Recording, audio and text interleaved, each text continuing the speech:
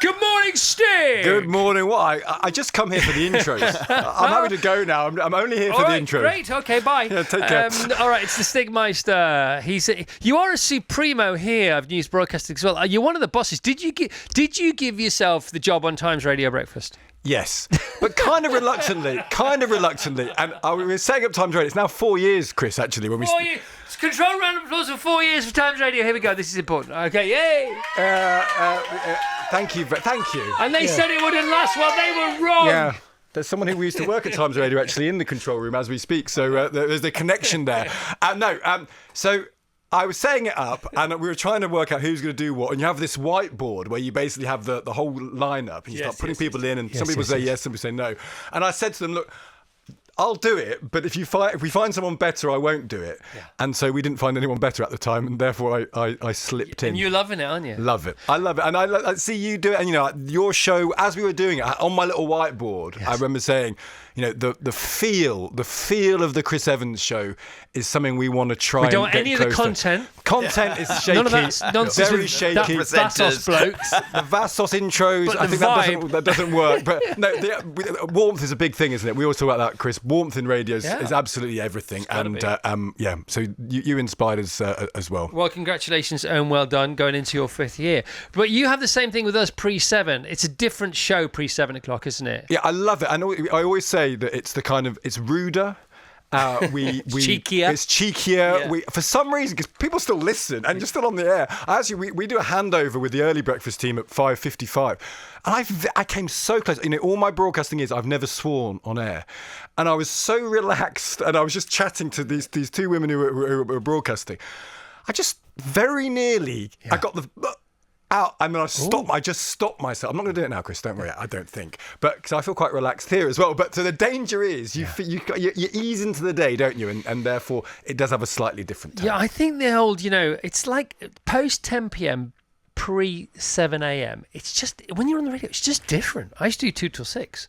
2 a.m. till 6 a.m. Again, different. But the vibe before 7, it's just a different show. People say they really love. They say, why can't the rest of the show be like the first half hour? I don't know. But it can't be. It can't be. We've tried. And if you're listening now at whatever it is, 9:23, and you don't normally listen at 6:30 when you start, then just make an appointment because it will be different. It's entirely different.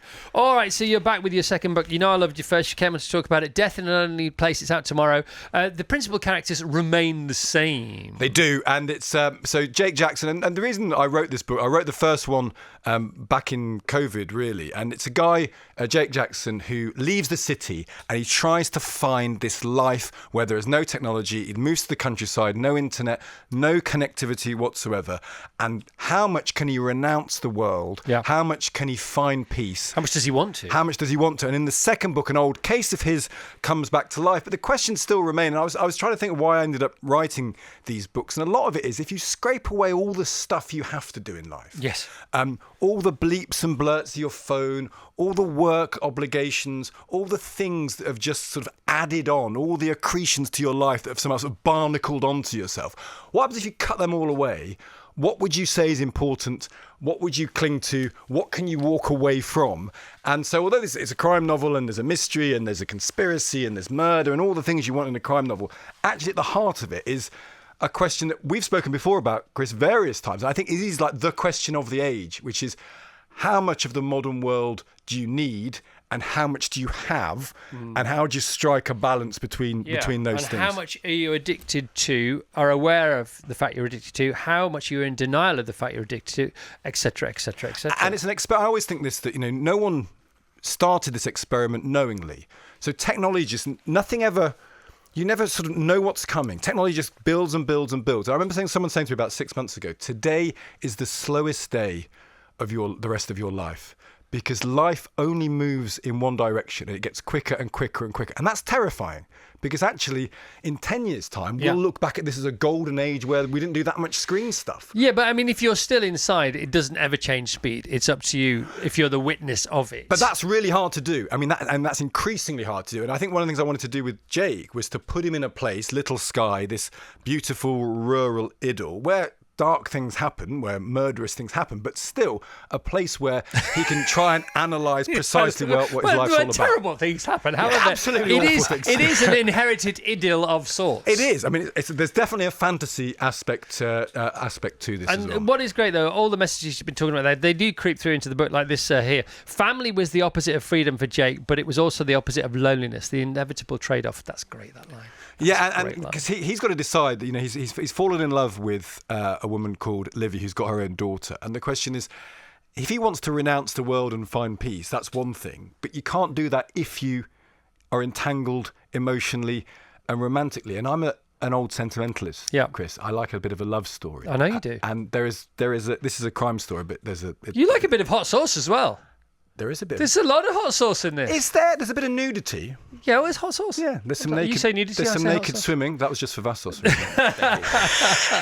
No, but I know what you mean, because if you listen to a lot of people like I do talking about various things and their challenges with life, everybody's biggest challenge is their biggest challenge. Their own biggest challenge. But you do hear some people, and they're single still, and they've got not that many commitments, and they still are struggling with their purpose in life and whether they should do this or not, and they've had a very busy summer, and I scream, you don't know what busy is. I got 5 children, 2 grandchildren, but it's their busy, so it's all relative, isn't it? It is. And also I'm really interested in this question of obligation, because what is an obligation really in life? There's the things you feel you have to do. Yes. There's the things that you've been doing for year after year after year, which have become sort of set in concrete, but maybe you don't need to keep doing them, and trying to work out what you want to do, what you think you have to do, and what you actually have to do. Yeah. I think it's one of the great challenges of existence, and trying to simplify it down is probably the right answer, but it's much easier said than done. Yeah, I and think. busyness is a great firewall to true to lack of delusion. Well, because you're frightened. I'm constantly frightened of failure. I'm constantly frightened of the thing going wrong, and that's not necessarily the healthiest place to be. I'm sure lots of people listening have this thing that when you wake up in the morning and you think, this could go wrong. Also, failure is where satisfaction lives. I think you can say that, Chris, and I'm sure it's right philosophically, but it's very, very, very hard for that to be felt emotionally, I think. No, I know, but it doesn't mean, look, fences can be as high as you like, but once you get to the top, you can see what's on the other side. So it's hard whilst it's hard. But that's a great excuse for it to continue being hard. Yeah, I get that. And I think in the end, why I've continued to write these books, so I've written the 3rd and the 4th ones. I'm one of these people. Oh, he's got his homework in. You know what? Pre-summer. I'm totally one of those people. I was reading a biography of Theodore Roosevelt, and he once went... in between hosting the Times Radio Breakfast Show, writing a book, keeping fit, being a dad, running to work, not running to work. I do a bit of that. But anyway, I really admire him. He's a really interesting figure. But one of the things he did was he once had a thing to write, and he was going around the world for a year. And then the deadline for the thing he had to write was 2 months after he got back from around the world. Right. And he wrote it before he went around the world. Yeah. And I thought, that's exactly what I would do. I'm one of these people that would just it's on my mind. I'll need to get it done. So I'm one of those people. All right. So Jake is going to be in 3 and 4. Yeah. And Liv, hopefully. And Liv, yeah. And Diana. And Diana, the daughter. And Rose. And Rose. And Sarah. Yeah. Alethea and Martha, the 2 newish. Martha, particularly new character in this one. I like both those. Who I love. There's the gang. I'm trying to keep the gang together. All right. Okay. Well, the gang's getting more like a supergroup now. It's more like the Eagles than the Beatles, isn't it? But it's great. It's so you clearly can do this kind of stuff. So Jake, for people who don't know, Jake is a cold case specialist. Yes, so when he was a cop in the city. Yes, before he inherited this massive country pile. Exactly, and he tried to renounce the world. His job was to look after cases that had gone cold. And the second book, Death in a Lonely Place, is about this shadowy group of people called No Taboo, who are a conspiracy that service the rich and the elite for whatever they want, whatever illegal stuff they want. And as bad as it gets. As bad as it gets. Yeah. Creepy. I'm not a massive conspiracy theorist, but I do think the world operates at a certain level where people get away with things. Yes. I think that's probably not a controversial thing to say. So some of the cases in his past connect to this group No Taboo, and some of the cases in the present where he lives. And the question for him, again, this question of obligation, how much should he say, I want to stay involved? How much does he have a responsibility to try and find out what's going on? And how much can he turn his back on it all and say, do you know what? I want to live my life. I want to only deal with myself. I don't care about what happens happens more broadly. There's some brilliant twists in the book, and I think coming up with an idea for a story is one thing, coming up with a twist is another thing. But I suppose it's something. It's like the more weight you put on the bar in the gym, the more it doesn't come to you naturally, but it does become more obvious. You go twist crazy, and towards the end, I'm like, whoa, and then right at the end, I mean. I don't know. We can't even begin to speak to what happens at the end, can we? We're not allowed to. No, we're not allowed to because it was good anyway. I'm thinking, oh, this is what an ending, and then something else happens. You go, oh, hello. And the thing is, I mean, the reason I do this actually is for the joy of it. I've always said this, and I was talking to my mum the other day, and she was like, well, she's read the third and the fourth one. She said, are you going to write the fifth one? I was like, well, I don't have a deal yet to write the fifth one. She went, just write it for me. I'm kind of, my mum and my dad are a bit ill at the minute. So I'm going to probably, whatever happens with these stories, I'm going to carry on writing because you're so right. Like everything in life, it's about routine and doing these things. And I have such joy in writing these things, Chris. It's such an absolute pleasure to me to write it. I don't like Sam Martinson. No. Don't like it. He's a dodgy newspaper mogul. He's very dodge. He's all the dodge. He is all the dodge. And I remember, it's not entirely based on, because I've worked around the media industry, not as long as you, Chris, but for quite a long time. All right. And there's bits and bobs of people I've met in the industry. Is your birthday today? It is my birthday. It's Stig's birthday today. I'm 44. He's 44. He's all the fours, 44. Oh, no. No, seriously, it gets better and better and better. How old are you, Chris? 58. You look good on 59. I feel great, man. 49. See, seriously, this is like Benjamin Button in here, isn't it? It's like the picture of Dorian Gray. You both look amazing on it. I feel my youngest is 5, and she got up at 6 o'clock this morning with me, and I definitely looked in the mirror and I thought, yeah, you look every day of 44. You absolutely don't. Oh, bless your heart. You look as fit as a fiddle. Jake is clearly based on you, and you keep dropping into your books. I think your regimes, and you say you give them to Jake. Jake has spitted the venison and is waiting to roast it slowly over his fire pit, letting it sit outside on the windowsill, cold as any freezer. The flames are too high for the moment, and he's building the heat carefully. When the wood is reduced to embers, white hot and pulsing in the slight breeze, then he will let it cook for hours. You just want us to know you can rock the barbecue there. I love in books little details of food. Can you do all that? No, I'm not. Where'd you get that from then? A bit of YouTube, probably. I wish I was as practical as him. If you dropped me in the middle of the countryside, I would crawl up in a ball and cry. I have the least sense of direction of anyone ever born. Right. To me, the greatest invention of the last 50 years is the sat-nav, which has just made my life just manageable at all. So no, Jake is probably an extension of me a little bit. Think when he likes to exercise, which I do. Yeah, we'll get onto that in a moment or two. All right, but then you talk about fishing. Here we go. Similarly to the spitting of the roast there. Okay, going fishing. I read that this might liven the fish up a bit. Get the scent going. Get them excited. They're using bits of sweet corn and dry berries as bait, and Rose sprinkles the box liberally with yellow powder. Faint smell, a hint of captured summer floats in the air. Do you really think this is going to work? Do I really think we'll catch a giant perch today? No, I don't, but I've always been a trier. That sounds like somebody who is more than a fay with float fishing in course season. I have done a little bit. Of course you have. Yeah, a little bit. But not very successful. But the great thing about writing, Chris, is you don't have to... what happens in real life and what happens on the page, there needs to be a connection, but it doesn't need to be documentary facts. So I whenever I read your books and read about Jake and all his exploits, and Livia, I've met your wife, haven't I? Yeah. I just think, well, clearly this is what you two get up also, to. When you're a novelist, you don't entirely want to admit that, because you do want to say... So true, do you know what? There is a bit of invention in all of this. I'm not sat down. There's a little bit of this. And as you know, I write for my wife as well. So she's a little bit in it. But no, it's also made up, Chris. I don't want to downplay that side of things. I know you can do that. You can rock it. You can sort of do it in your sleep. The story is brilliant. But I'm just loving the fact that I am vicariously best friends with you and your wife via Jake and Livia. Oh, seriously. And I'm living vicariously through them as well. That's definitely true. But that's not what you do in all books. That's what you do in all fiction. You've got to have... I always say you've got to have someone to root for. You've got to feel like there's no point in hating a character. No, Jake's very... You've got to feel like you're part of the gang. Jake has his strengths, he has his issues, he has his vulnerability, he has his genius, he's got it all going on. He's also got his morning routine. Now, I'm not talking to anyone because he's in denial, right? That's us. This has got to be... No! This has got to be our friend Stig's routine. He missed his morning routine whilst at Livia's. Stig's wife's.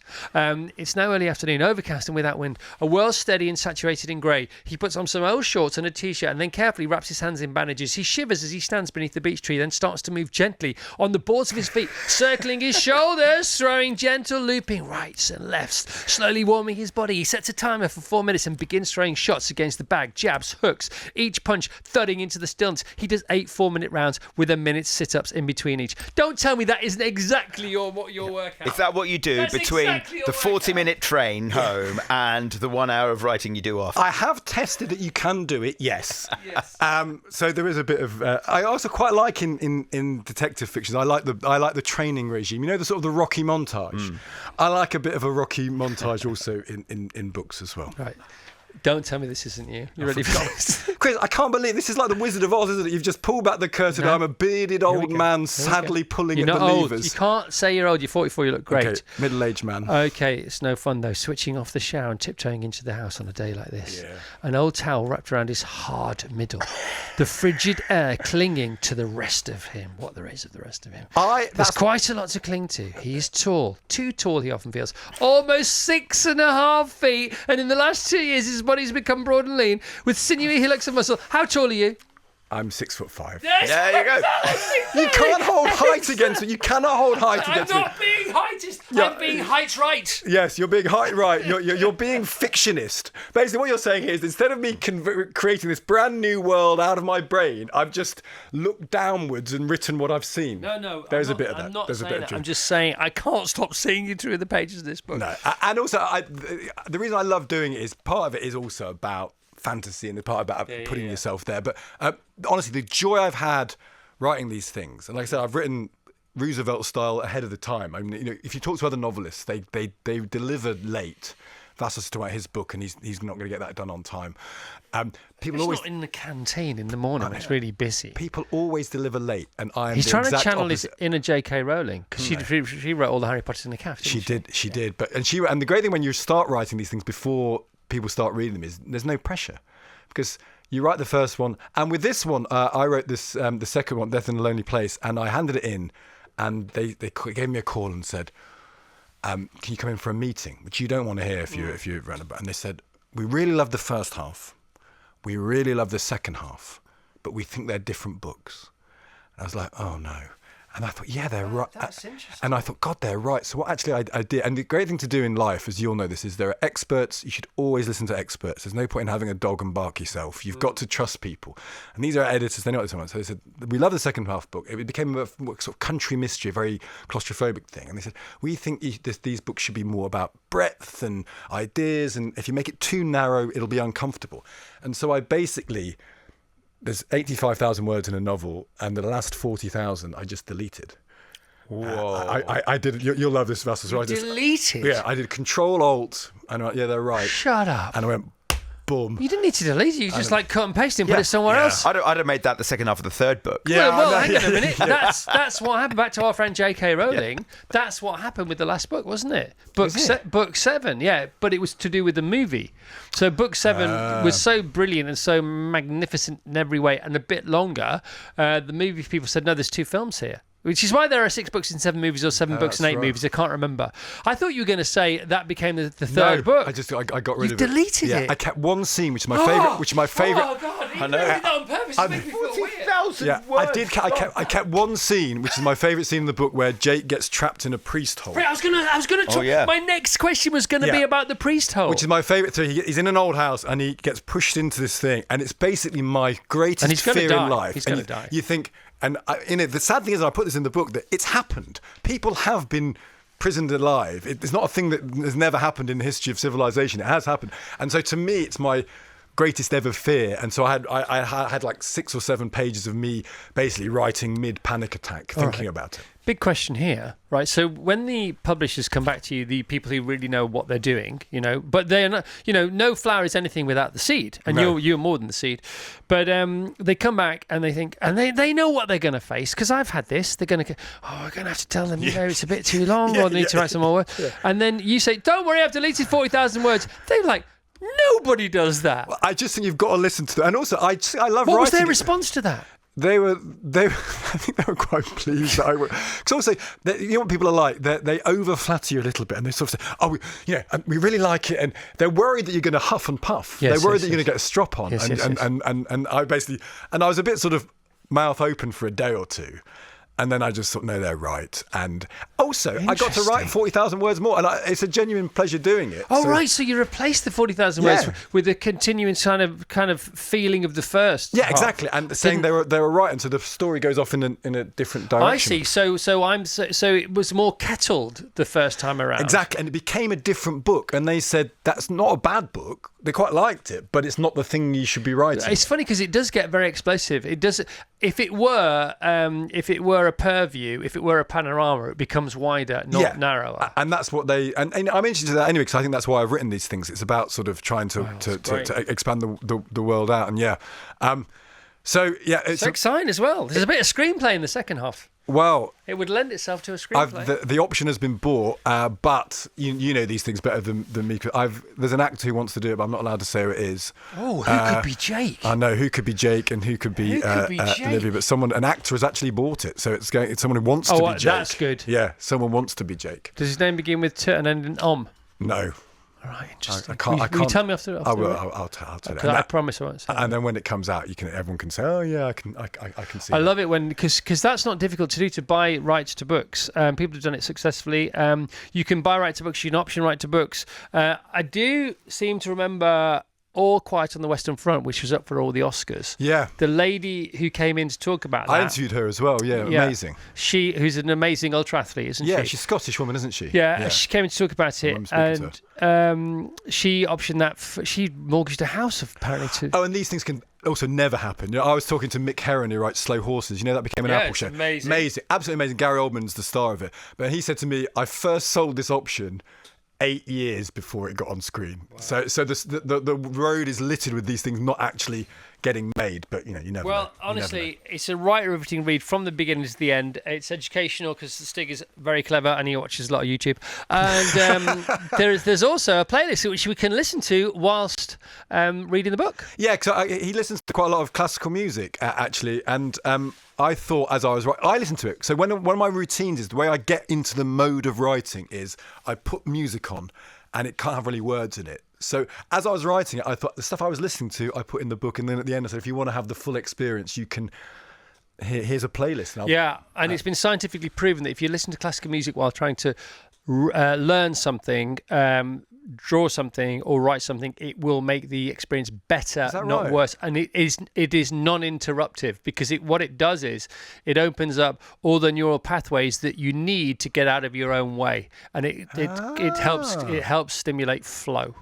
Well, it certainly does for me, because also it makes me, as soon as I hear it, I think I'm now in a place where I want to write. And so at the end of the book, and I'll put it on social media, I've done a Spotify playlist for it. So if people actually want to just click on it, you can listen to this whole raft of music. It's out tomorrow. How well did the first book do? It did pretty well. Yeah, it did well. And the paperback was only out a month ago. And the idea with these things, the timing is what happens is it comes out in April. The paperback will come out in January, February of next year, then the third one will come out in April. So it's an annual, these things are built around an annual thing. So they get a rhythm to them. And normally people are trying to catch up to write it, but as we've discussed, I've written the next two anyway. I always tell you're not a fiction reader. I'm not a big fiction reader. I've got to read Marianne Keys's book before tomorrow, her new book. That's going to be so good a bit of a reading week for me. Let me tell you. She's lovely, Marianne Keys, as well, isn't she?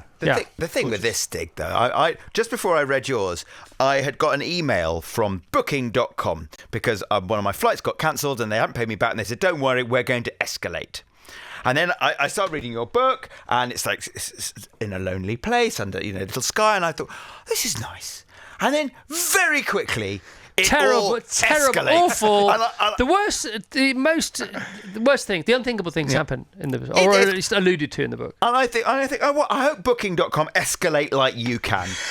Wow, nice. I tell you what, put that on the back of a book. Escalated as bad as Booking.com. Just don't say Vassos Alexander underneath it. put Melvin Bragg. Melvin Bragg, this escalated like Booking.com. He's always drawing analogies with Booking.com, Right. Melvin Bragg, isn't he? We got to go. You're awesome. Stig Abell's new book is I out love your tomorrow. show, Chris. Thank you for having me. Love you, man. Love the bones of you. Death in a Lonely Place out tomorrow. Listen to Stig Abell and Asthma Me on Times Radio, Monday through Thursday, 6 till 10. Virgin Radio.